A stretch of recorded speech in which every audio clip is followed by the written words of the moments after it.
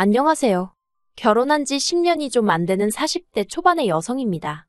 그간 시부모님의 억울한 대접 앞에서 제대로 한번 대들어보지 못하고 불쌍한 신랑만 잡고 산 며느리이기도 하고요. 그런데 이번에 또다시 시아버지가 말도 안 되는 억지를 쓰시네요. 착하고 순에 빠진 막내 아들이 결국엔 또 내내하고 숙이고 들어올 거라 생각하시니 그러시는 거겠지요. 며느리는 그런 아들에게 아무 말도 하질 않으니 아들보다 못하게 생각하셨을 테고요. 그런데 쥐도 궁지에 물리면 고양이를 문다는 말처럼 저도 더는 가만히 당하고만 있을 수는 없겠는 거예요. 그래서 에라 모르겠단 심정으로 내질러 버렸는데 스스로 잘했다 싶어서 제 이야기 한번 해보려고 합니다. 남편하고는 고등학교 끝나고 아르바이트를 하면서 알고 지내게 된 사이예요. 그렇게 9년을 알고 지내다가 뒤늦게 연인 사이가 되어서 4년을 더 만났습니다. 오랫동안 지켜봤던 탓에 서로를 알아가는 시간은 그다지 필요치 않았지만 연애 당시 남편이 계약직으로 일을 하고 있었거든요. 참고로 남편은 고졸에 대기업 생산직으로 입사한 상황이었어요. 그리고 남편은 전문직 직업을 가진 저에게 자기가 걸맞는 사람인지 모르겠다 하면서 자기도 정규직이 되든 이직을 하든 아무튼 자기 상황이 좀 더 안정적일 때 식을 올리고 싶다고 하더라고요. 그렇다 보니 저와 남편 서로 확신이 있었음에도 불구하고 연애 기간이 좀 길어졌네요. 저희 친정에서는 홍기찬 딸이 허송세월을 보내는 건 아닌지 걱정이 많으셨지만요. 그래도 정말 운 좋게 남편이 정규직으로 전환이 되면서 저희도 마침내 부부라는 결실을 맺게 되었지요. 남편은 세 남매 중 막내로 위로 신우랑 아주버님이 있어요. 그런데 남편은 신우하고는 사이가 그럭저럭 괜찮은 반면 아주버님하고는 영 좋지가 못합니다. 그리고 그 이유가 저희 시부모님은 뭐니뭐니 해도 장남이 최고라고 생각하시는 분들이셨기에 아주버님을 위해서라면 신우랑 저희 남편은 어떻게 되든 말든 크게 관심도 없으시거든요. 일례로 신우랑 언젠가 같이 술 한잔하게 돼서 들은 이야기인데 신우가 결혼한다고 했을 때 시부모님이 그렇게 반대를 하시더래요.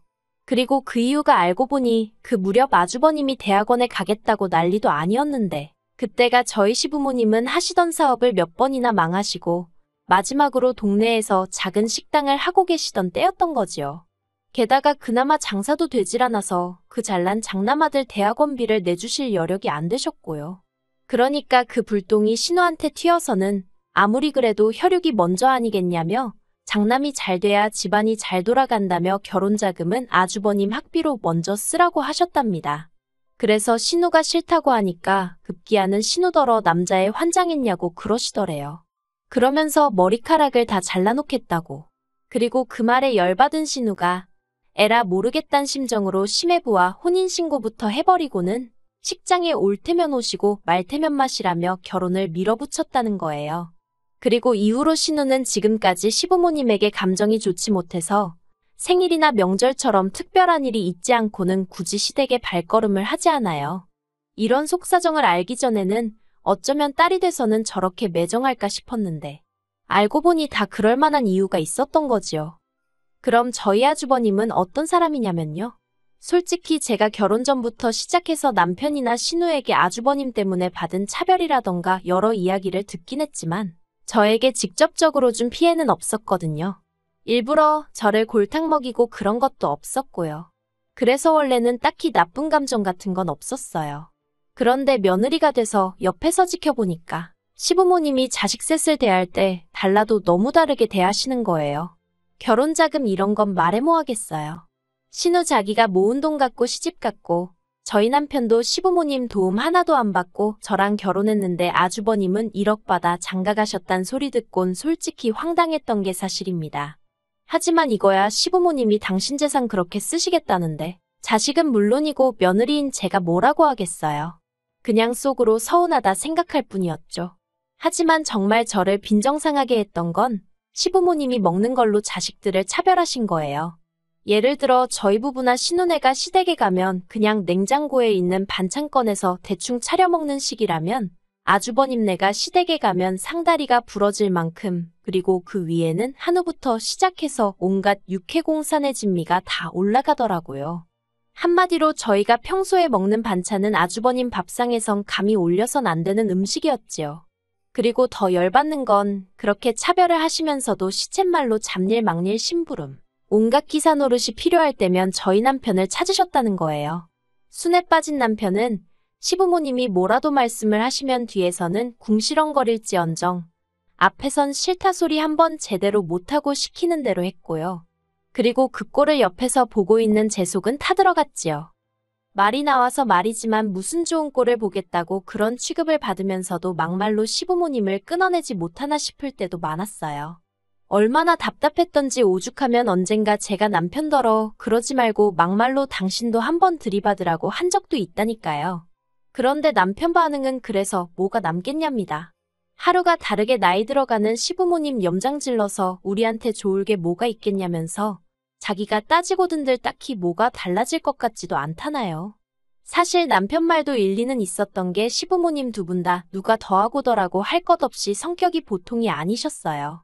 그러니 그렇게 종부리듯 하고도 고맙다 소리는커녕 욕만 바가지로 하셨겠지요. 그렇다고 막말로 나한테 사과 좀 해주세요 하고 싶은 것도 아니었으니 그냥 마음을 비우고 살게 된 것 같아요. 아무튼 신혼에는 어떤 생각으로 살았는지 몰라도 적어도 저랑 남편은 우리는 우리끼리 잘 살면 된다 그렇게 생각했네요. 그런데 시아버지의 허리디스크와 시어머니의 간암이 연달아 발견되면서 상황이 생각지도 못한 곳으로 흘러갔습니다. 그리고 시아버지의 허리디스크도 상황이 좋지 않았지만 진짜 문제는 시어머니셨지요.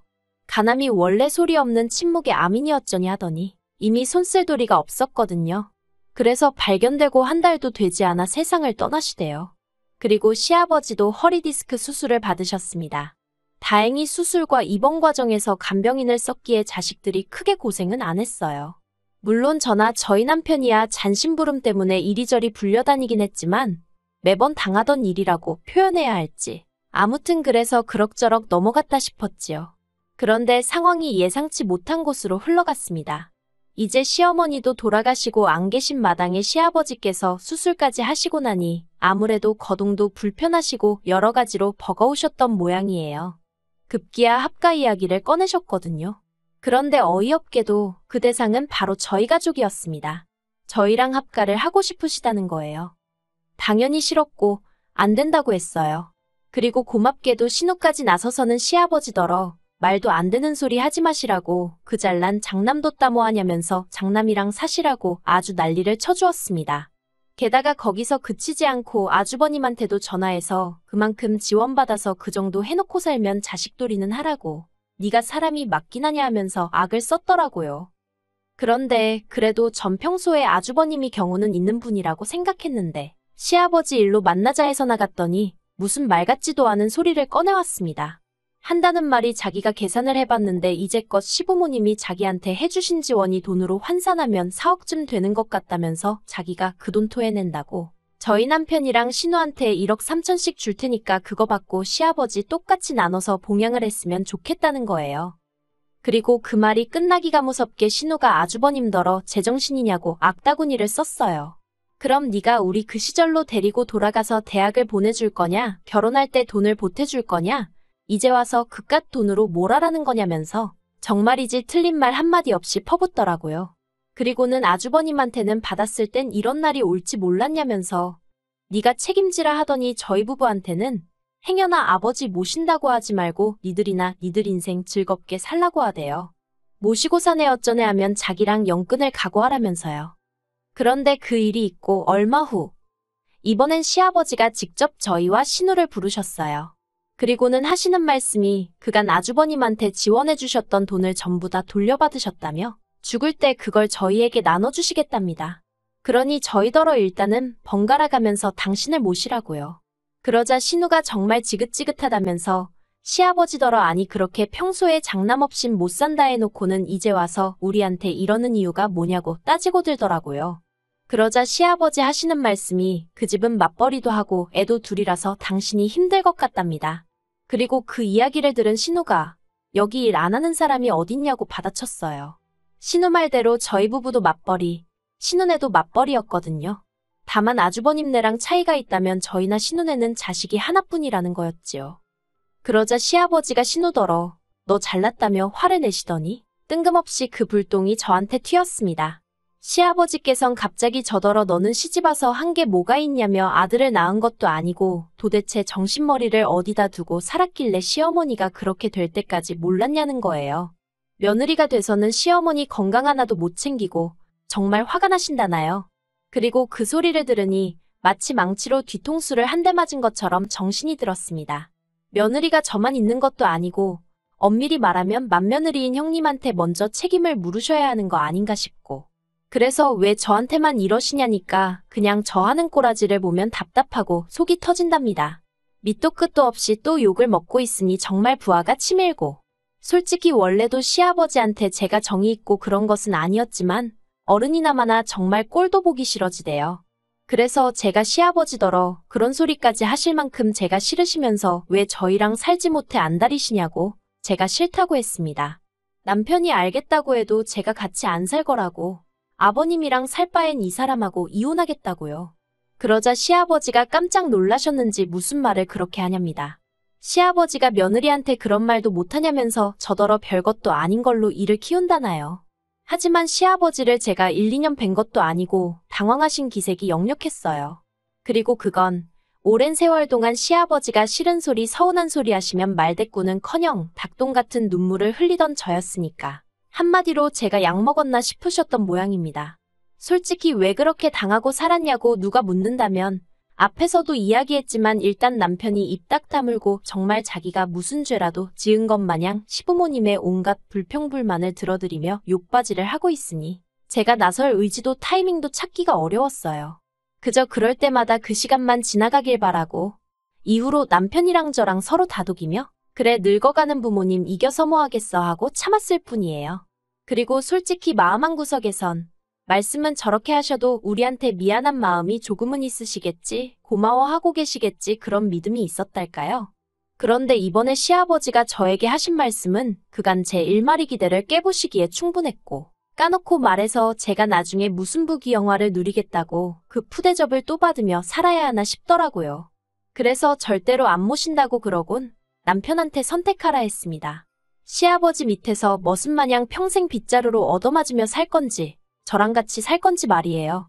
그랬더니 남편이 한숨 한번 길게 내쉬더니 시아버지더러 제가 자식을 키우면 키울수록 아버지가 왜 나한테 그렇게 모질게 하셨을까 그런 생각만 들더라면서 더는 아버지 비위 맞추고 눈치 살피며 살기 싫다고 형하고 사시던 혼자 사시던 알아서 하시라고 자긴 이제 모르겠다며 죄송합니다 건강하세요 하고는 저더러 집에 가자고 하대요.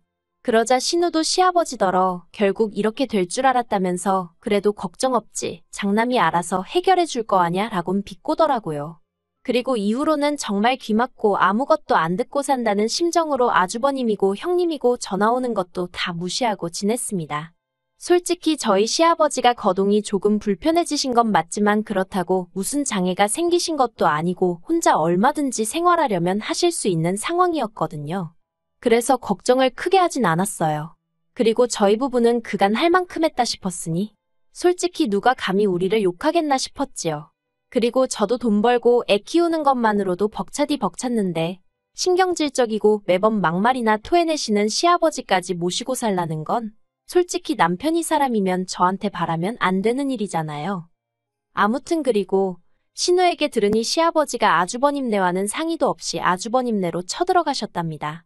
말 그대로 짐가방 하나 싸들고 아주버님네 가서 여기서 살러 왔다고 문 열라고 하신 거지요. 그리고 그 일로 아주버님하고 형님이 이혼한 애만의 소리가 나올 만큼 크게 싸웠다대요. 심지어 형님이 신우한테 전화해서 정말 너무한 거 아니냐고 자식이 셋인데 왜 자기가 독박을 써야 하냐며 악다구니를 쓰길래 네 남편한테 그러라고 왜 나한테 이러냐고 똑같이 욕을 해줬다고요. 참고로 시아버지는 당신 살던 전셋집 계약 연장도 안 하셔서 이제 아주버님네서 쫓겨나기라도 하시면 당장에 갈 데가 없으시다는데 만약 그런 일이 생긴다면 보나마나 시아버지는 저희 집으로 오시겠지요? 그런데 저희는 이제 이사까지 정말 며칠 남지 않은 상황이거든요. 그리고 저희가 어디로 이사를 가는지는 아무도 몰라요. 원래는 신우한테는 말하려고 했는데 자기는 알고 싶지 않다면서 말하지 말라더라고요.